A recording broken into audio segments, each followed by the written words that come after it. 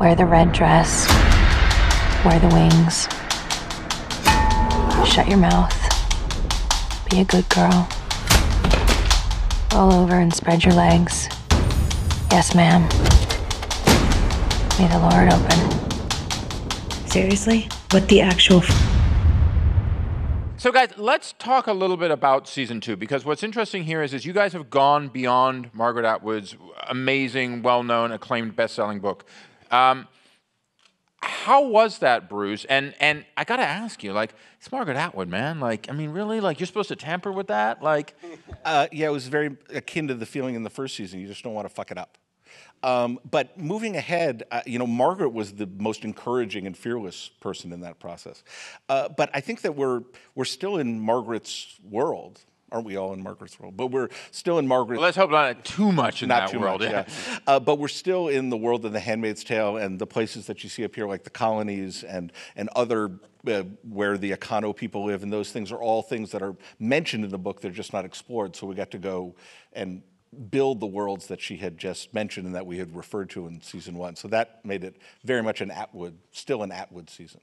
Tell us a little bit about what we're expecting to see in season 2. Well, it's a very ambitious year, and I think we felt that we didn't want to duplicate ourselves. We felt really satisfied with what we did year 1, but our ambitions were greater. So Margaret, in the novel, she writes about the colonies, but the narrative never goes there. And it felt to us in year 2 that that was a place we had to go. And you see a glimpse of the place where unwomen are sent.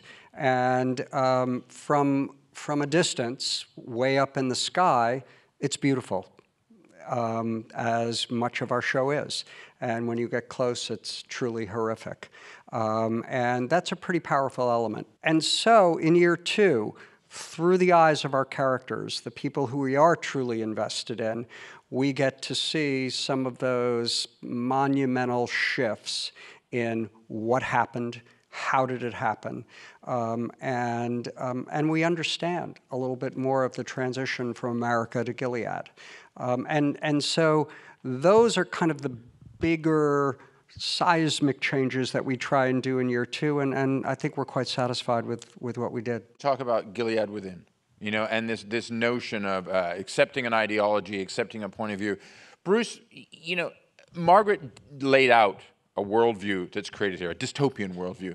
How did you find yourself blueprinting out where that worldview goes and where it came from, especially knowing the times in which this show is being shown now? I mean, the first season, a lot of us, I probably was one of the more derivative of them, TV critics, we talked about this in the time of Trump.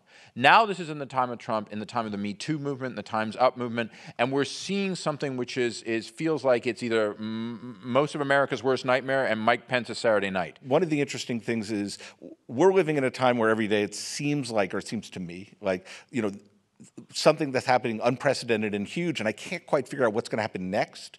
So I think that what we tried to do in the stuff about the past was to show what are the little things that happen in life that end up extrapolating out to something huge. So what does it feel like on a very human scale? But so much of our show is about point of view, and Lizzie's point of view, June's point of view, that you want to keep it on a human scale. And once you start kind of saying, oh, we're going to show the 30,000-foot view, none of us see the 30,000-foot view, and that doesn't relate to how we're living through the world today. The more you can make it her experience, living her life and having these big things happen, it feels more like our experience living our lives and having big things happen that we don't quite know what they're adding up to. So I think that's the biggest part about it, is to maintain the connection that the audience feels to Offred and her experience.